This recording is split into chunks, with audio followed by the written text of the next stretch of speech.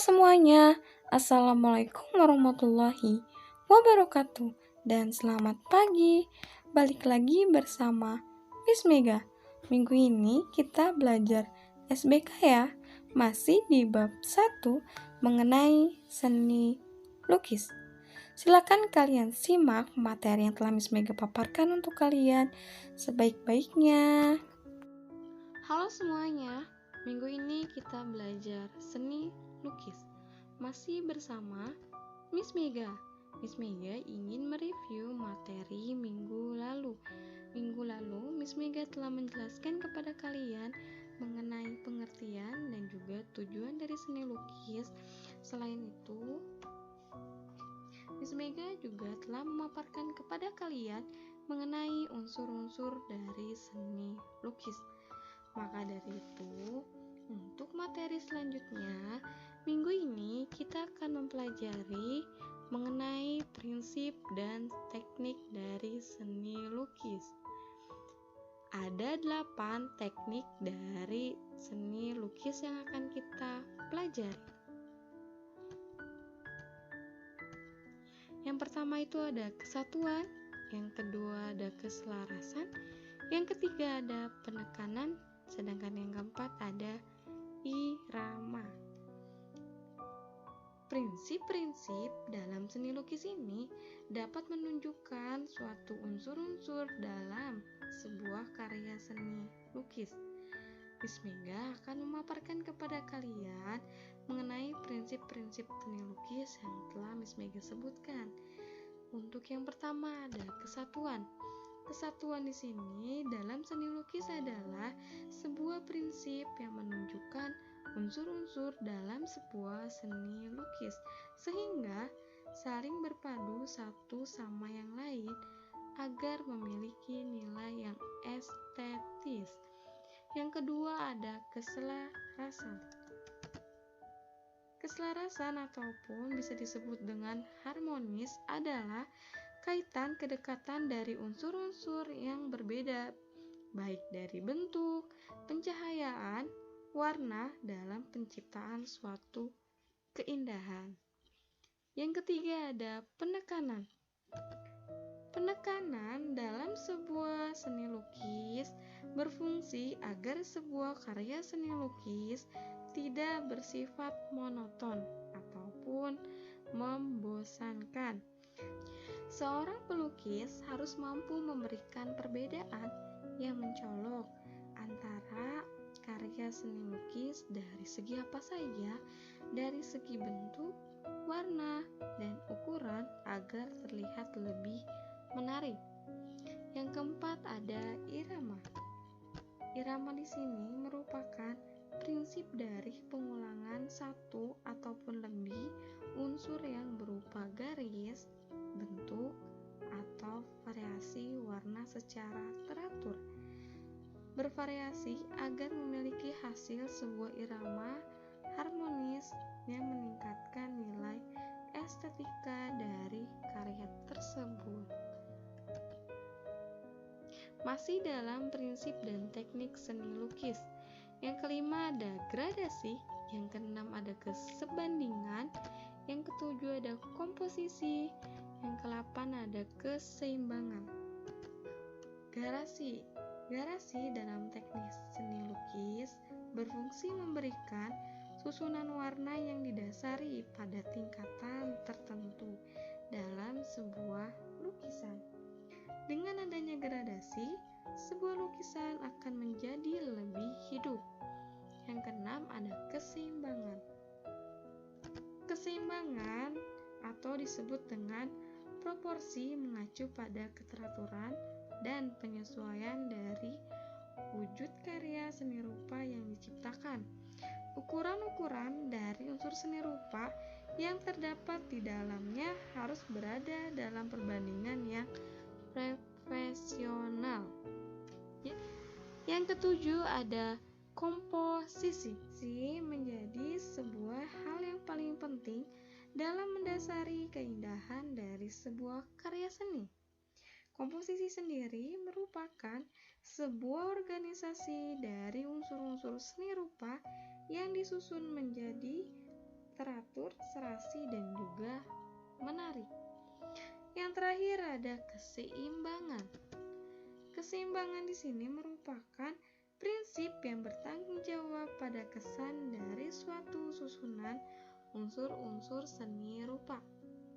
Ini adalah suatu prinsip dan juga teknik dari seni lukis.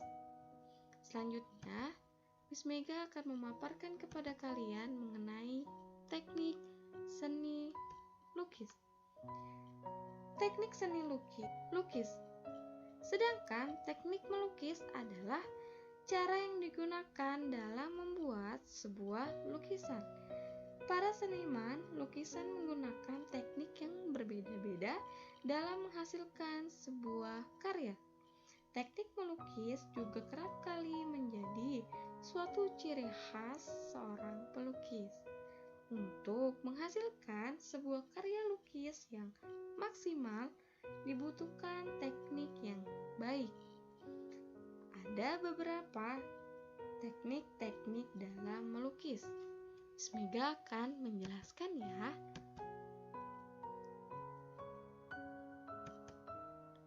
Cara yang digunakan dalam sebuah lukisan. Teknik melukis juga kerap kali menjadi suatu ciri khas seorang pelukis. Ada beberapa teknik dari melukis. Yang pertama itu ada teknik akuarel. Apa itu teknik akuarel? Teknik akuarel merupakan teknik yang digunakan baik dalam menggambar maupun melukis dengan sapuan dan paduan warna yang tipis, transparan, dan tembus pandang. Miss Mega ada beberapa contoh hasil lukisan menggunakan teknik akuarel. Yang pertama ada gambar bunga. Yang kedua ada gambar sepatu. Yang ketiga ada gambar rumah-rumah. Ini termasuk akuarel ya. Akuarel apa? Tipis, transparan, dan juga tembus pandang. Nah, ini adalah gambar dari teknik akuarel wajah dari perempuan. Terlihat tipis ya, transparan, dan juga tembus pandang. Selanjutnya Miss Mega ada gambar teknik akuarel dengan menggunakan buah. Dan ada juga teknik akuarel melukis rumah dari kejauhan. Paham ya? Lihat contoh-contohnya. Yang kedua itu ada teknik spray. Teknik spray ini adalah teknik melukis dengan cara menyemprotkan cat ke media lukis. Cara melukis dengan teknik ini adalah menggunakan bahan cat air yang kemudian disemprotkan dengan alat spray. Teknik ini sering digunakan untuk menghasilkan sebuah karya yang lebih halus dan tampak lebih visual. Nah, ini adalah alat spraynya untuk melukis. Banyak jenisnya ya. Semoga harap kalian pernah melihat salah satu jenis alatnya, oke? Sedangkan ini adalah contoh dari teknik spray. Teknik spray kalian garis bawahi bahwa teknik ini lebih halus dan tampak lebih visual. Paham? Ini adalah gambar-gambar dari teknik spray. Ini gambarnya di tembok ya. Lihat deh. Kalian pernah lihat karya-karya yang di tembok? Pernah ya? Nah, ini disebut dengan teknik spray. Nah, ini paham? Lanjut ya. Yang ketiga itu ada teknik plakat. Apa sih teknik plakat? Teknik plakat merupakan teknik yang digunakan dalam melukis yang bertolak belakang dengan teknik akuarel, di mana teknik plakat ini menggunakan sapuan dan paduan warna yang tebal atau menutup latar belakang dari sebuah objeknya. Nah, ini adalah contohnya. Jadi, teknik pelekat ini warnanya tebal sehingga menutupi latar dari belakang objek itu sendiri. Jadi gambarnya adalah full dan warna-warna yang digunakan adalah warna-warna yang terang dan juga tebal. Ini adalah contoh dari teknik pelekat. Selanjutnya yang keempat itu ada teknik pointillis. Teknik pointillis ini merupakan cara melukis dengan menggunakan titik-titik dan perpaduan dengan warna. Biasanya dilakukan dengan cara membuat gradasi warna pada gambar untuk mengatur gelap terangnya sebuah gambar. Teknik ini dilakukan dengan mencampurkan sebuah warna dan membuatnya hanya berupa titik-titik sehingga hasil gambar tampak seperti titik-titik yang berwarna. Ini adalah salah satu contohnya, teknik pointillis. Gambar dari bunga yang terbuat dari titik-titik dan berwarna. Ya, warna pada gambar untuk mengatur gelap terangnya gambar. Atau ini adalah contoh menggunakan titik-titik dan juga perpaduan warna. Sedangkan ini membuat gradasi warna pada gambar untuk mengatur gelap terangnya dari gambar. Ini titik-titik ya, ini contohnya. Ini ada contoh dari bunga, sebelumnya kucing ya. Dan ini ada sepatu, ini ada gelas, dan ini ada buah.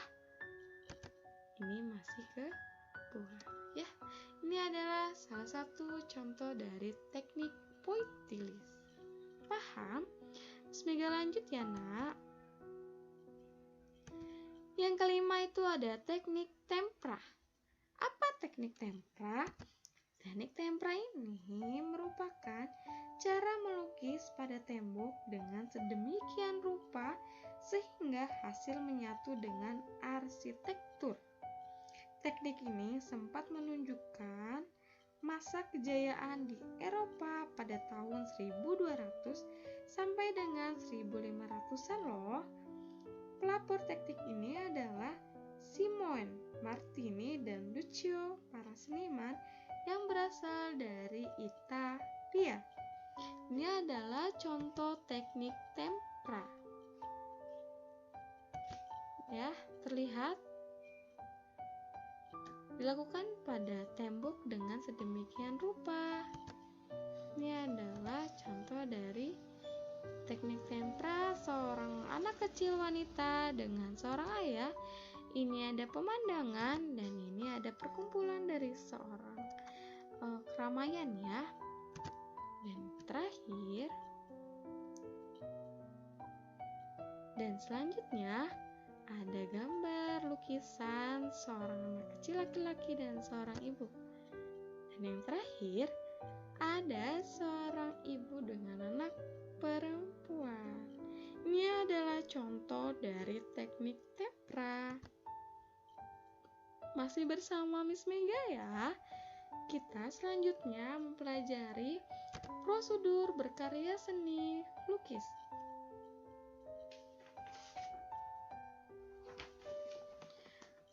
Prosedur berkarya seni lukis, melukis ini merupakan kegiatan yang sangat menyenangkan loh. Karena apa? Karena semua imajinasi kita dituangkan dalam bentuk lukisan ataupun sebuah gambar. Ada beberapa langkah yang perlu dilakukan nih nak, jika kita akan melukis. Teori ini berdasarkan sebuah pengalaman para pelukis terkenal. Nah, ini adalah proses atau langkah dalam melukis. Semoga akan menjelaskan ya. Yang pertama itu ada gagasan atau ide.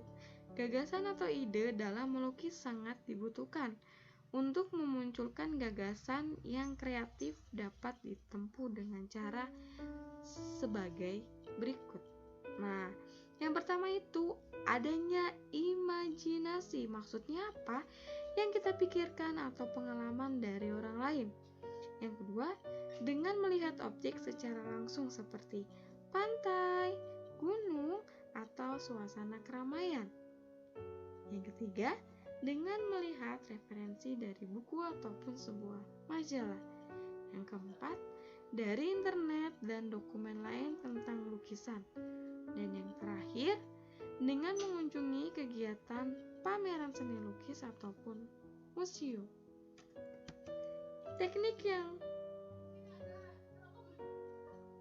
Langkah yang kedua, media berkarya berupa bahan dan alat.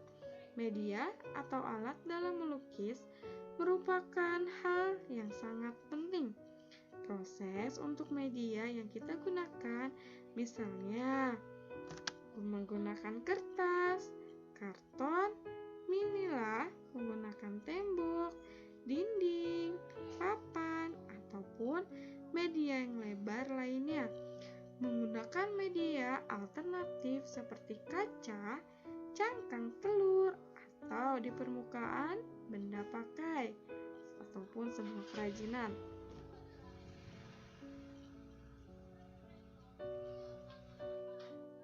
Kerajinan menggunakan cat minyak, cat akrilik, cat tembok, krayon, ataupun pastel.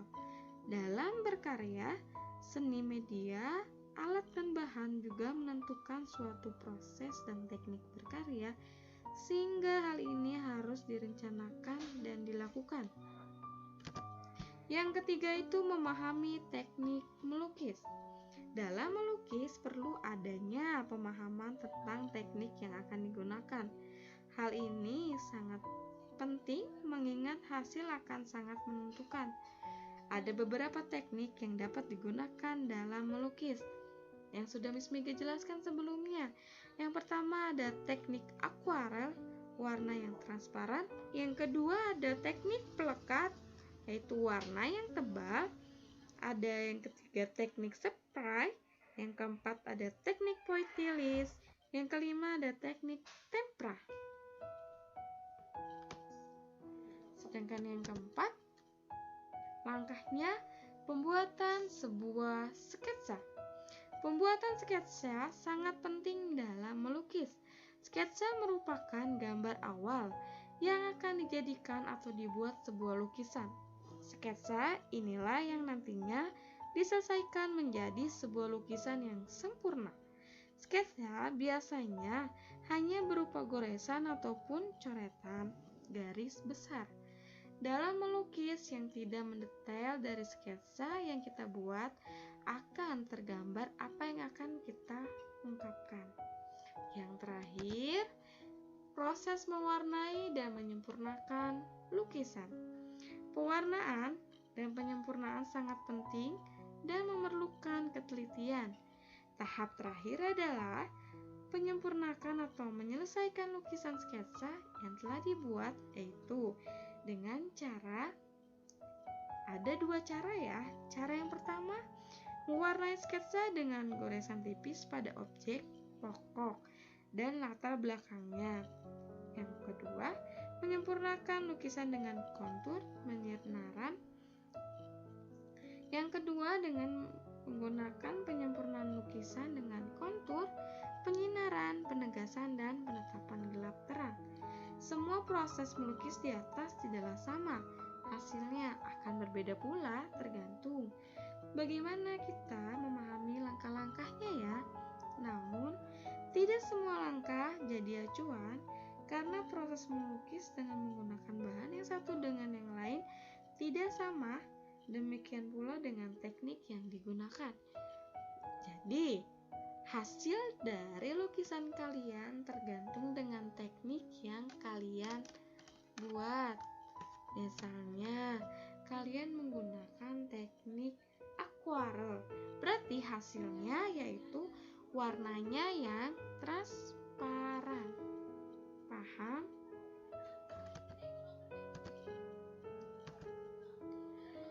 Yang terakhir ada info seni. Info seni di sini, Museum Affandi adalah salah satu museum seni yang terletak di kota Yogyakarta. Museum ini terdiri dari 3 galeri. Galeri yang pertama berisi dari hasil karya Effendi yang berupa lukisan yang terdiri dari sketsa-sketsa di atas kertas, cat air, pastel, serta cat minyak yang di atas kanan. Galeri kedua berisi hasil karya sketsa dan lukisan-lukisan Effendi yang dijual. Galeri yang ketiga berisi sebuah karya-karya dan keluarga Effendi, Sulaiman Mariyati, dan lukisan Kartika dan Rukmini. Sekian pembelajaran yang telah Miss Mega paparkan kepada kalian. Terima kasih.